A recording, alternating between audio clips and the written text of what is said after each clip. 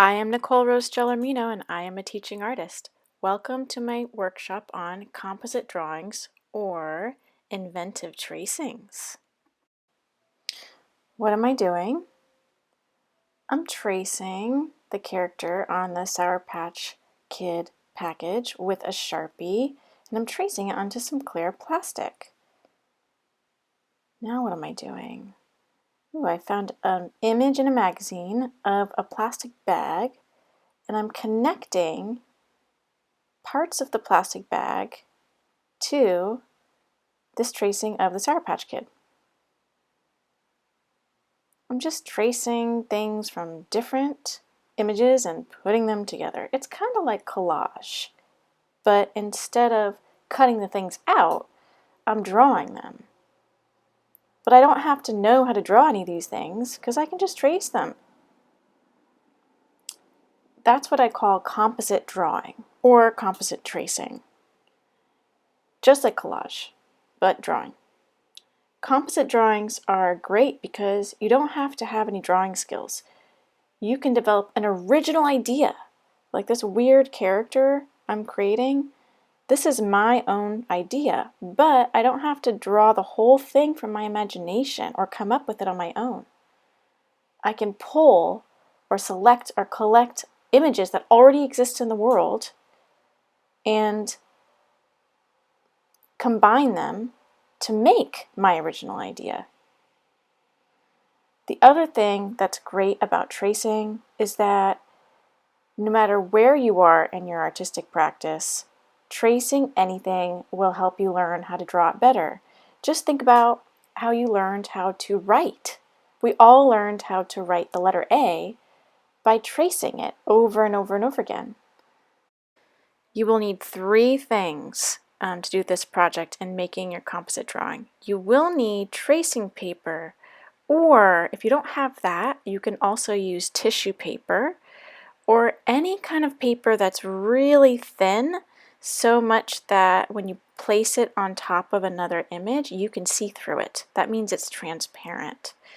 If you can't get your hands on any transparent paper, there's also wax paper, depending on what kind of a drawing material you're using. You can use pens on wax paper. You can even use plastics. There are plastics all around us. If it's flat and clear, you can use it, like a container lid, or packaging often comes with clear plastic. So lots and lots of things that come in boxes, things that you buy at the store, like this box of ornament, it has a clear cover on it, so you could cut that out. Even a clear plastic bag can be cut open, and so that you just have one side of it. I've also used overhead projector, those are called acetate pieces that you put on an overhead projector. Also the cover of a binder, like the part where you slip in an image to be like the cover design. There's a clear piece of plastic over that. You can use that. Sometimes inside of binders you'll find these plastic pockets, these clear plastic pockets that are called sheet protectors. That's what they are. Sheet protectors you can cut in half. You're also going to need drawing supplies. Depending on if you're drawing on plastic, you're definitely going to need a Sharpie or a ballpoint pen. If you're drawing on paper, you can use a pencil. And finally, you need source material. There's a lot of options for that. Basically anything that's an image. So magazines galore, catalogs that come in the mail, also postcards that come in the mail, or playing cards, ads that come in the mail, newspapers, picture books. It can be a picture book from childhood, it can be a science book, it can be a coffee table book, any book that has pictures, and also food packaging. And also don't forget your phone. It can be a little tricky to use your phone for this project, but I recommend you try it just because there are so many possibilities with Google Images, and also you can take pictures of stuff yourself.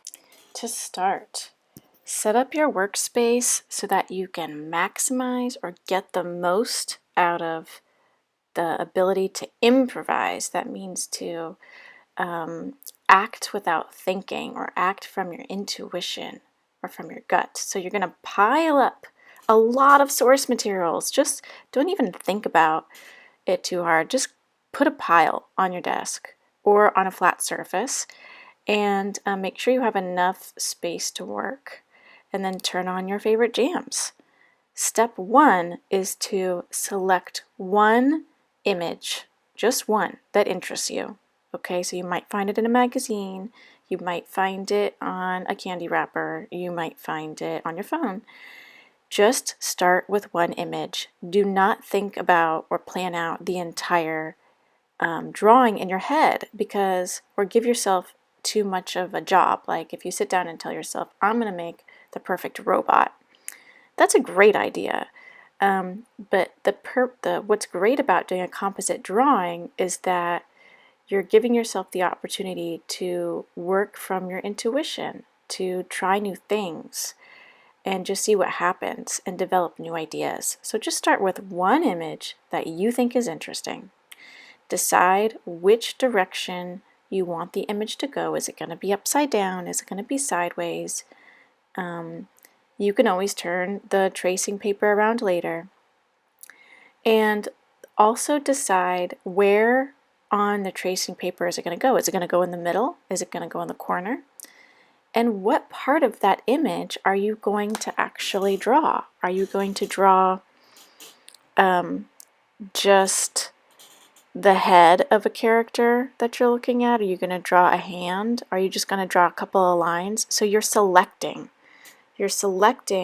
which part of that image. So the first step is collecting, and the second step is selecting, right? And then you start to arrange. Okay, so once you've selected, you begin to trace. You get that drawing pen or pencil, you choose a line to start, and you very slowly trace the lines that are underneath.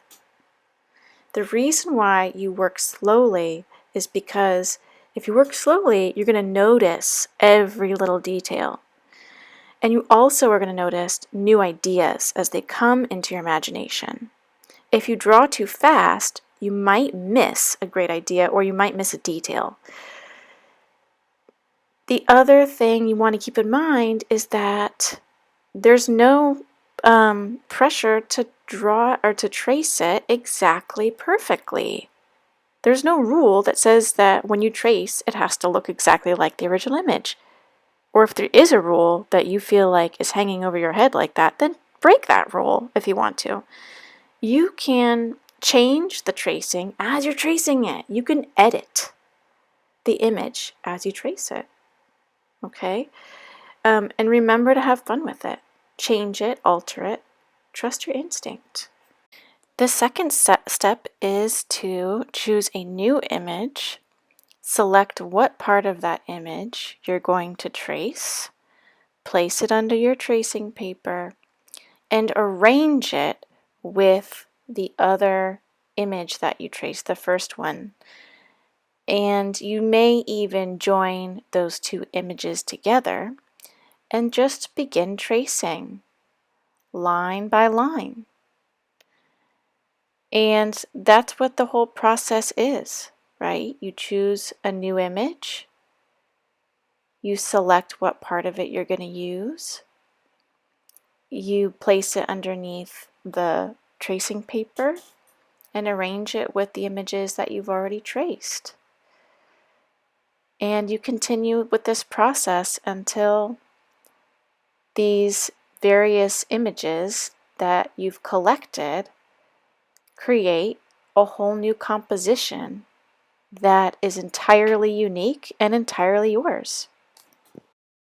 This video was made in partnership between myself, Nicole Rose Gellermino, and the Luther Burbank Center for the Arts for their Let's Be Creative video series.